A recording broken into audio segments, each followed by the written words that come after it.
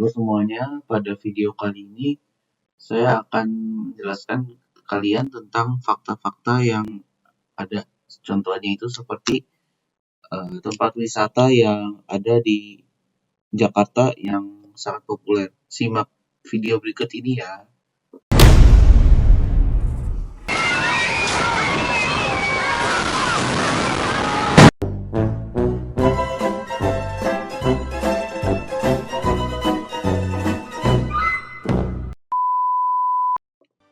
Oke, yang pertama kita punya Monas.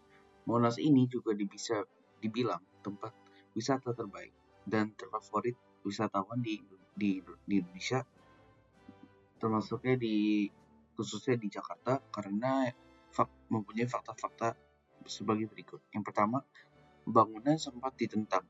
Monas mulai dibangun pada 17 Agustus 1961. Pembangunan Monas sempat ditentang oleh berbagai kalangan, khususnya mahasiswa.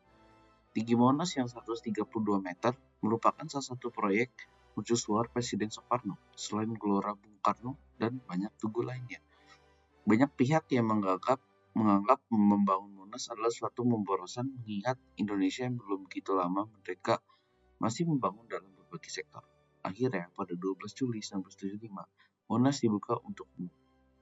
Yang kedua, rancang bangunan yang memiliki arti. Bentuk Monas sebenarnya melambangkan lingga dan yoni. Lingga adalah tiang tanda laki-laki yang melambangkan kesuburan, dan yoni adalah landasan obelisk yang melambangkan perempuan yang feminin. Ide ini berasal dari Soekarno sendiri. Bentuk Monas juga sering disandingkan dengan alu dan lesuk untuk menumbuk padi. Ukuran Monas melambangkan tanggal kemerdekaan rakyat Indonesia, yakni tinggi pelataran cawan dari dasar 17 meter, sedangkan rentang tinggi antara ruang museum sejarah ke dasar cawan adalah 8 meter, atau dalam kurung 3 meter di bawah tanah ditambah 5 meter tangga menuju dasar cawan. Luas pelataran yang berbentuk busur sangkar berukuran 45 kali 45 meter.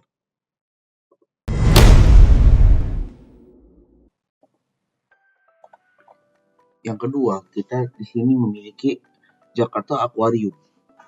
Kita juga perlu tahu fakta-fakta dari Jakarta Aquarium ini, karena ini sebagai tempat rekreasi para wisatawan saat mereka ke Jakarta. Yang pertama, Jakarta Aquarium adalah akuarium raksasa. Jakarta Aquarium bisa dibayangkan dan digambarkan sebagai sebuah akuarium raksasa. Lalu di dalamnya diisi dengan ratusan jenis satwa air laut dan air tawar. Jumlahnya saat ini lebih dari 600 jenis satwa. Selain itu, ada banyak sudut yang menarik untuk diajak selfie dan dibagikan ke media sosial. Yang kedua, Jakarta Aquarium merupakan rekreasi dalam mall. Satu keunikan dari Jakarta Aquarium adalah lokasinya yang berada di dalam mall, tepatnya di Neo Soho, Jakarta Barat. Karena lokasinya yang sangat strategis, tidak heran bila banyak pengunjung dari dalam dan luar Jakarta yang membondong-bondong datang untuk rekreasi di sana. Wajib mempertimbangkan untuk datang di akhir pekan karena pasti bakal berdesak-desakan dengan pengunjung lainnya. Yang ketiga, makan bareng penguin. Ada satu sudut menarik di dalam Jakarta Aquarium, yaitu Pingo Restoran, sebuah tempat makan dengan konsep menarik, makan bareng penguin. Bahkan para pengunjung juga diperbolehkan untuk mengenal penguin-penguin Humboldt dari Amerika Selatan tersebut secara langsung.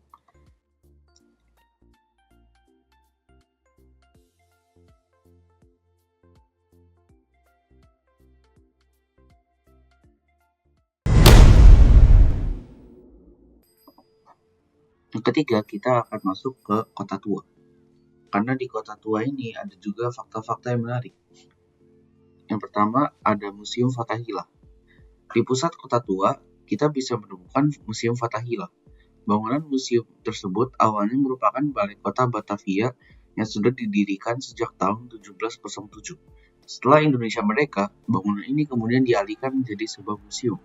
Museum Fathahillah diresmikan pada 30 Maret 1974. Orang-orang juga sering menyebut museum ini sebagai Museum Sejarah Jakarta.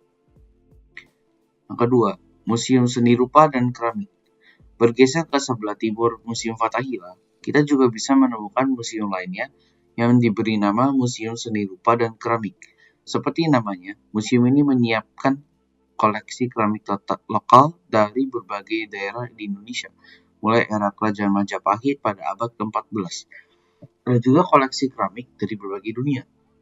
Sama seperti Museum Fathahillah, dahulu gedung ini bukan dibangun sebagai museum.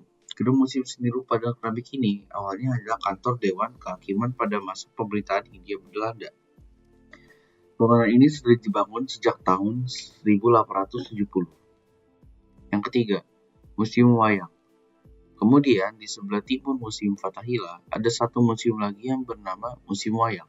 Seperti namanya, museum ini memamerkan koleksi wayang dari seluruh Indonesia. Jumlah koleksinya pun sudah melebihi 4.000 wayang. Museum Wayang dulunya adalah sebuah gereja yang bernama De Oud-Hollandse Kerk atau disebut dengan Gereja Lama Belanda yang dibangun pada 1640. Setelah diperbaiki pada tahun 1732, gereja ini berganti nama menjadi Nieuwe Hollandse Kerk atau Gereja Baru Belanda.